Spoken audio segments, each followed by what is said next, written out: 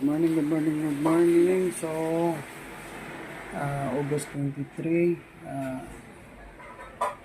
para sa mga Muslim lang to, na pizza, chicken, empanada. So, ito, chicken yan So, walang halong beef at saka walang halong pork.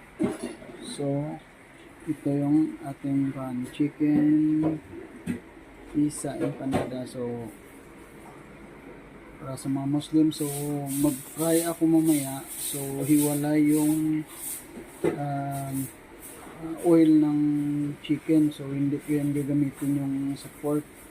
Ilagay ko yung chicken, hindi. Inuuna ko yung pag-fry ng mga pork. So papalitan ko yan ulit, hugasan. So papalitan ko para safe kayong kumain ng aking produkto. So dito lang kayo